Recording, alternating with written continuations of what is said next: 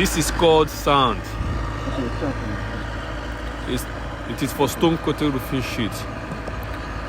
It comes with a set. Gum, making it a set. So it's the sand. Look how tiny it is.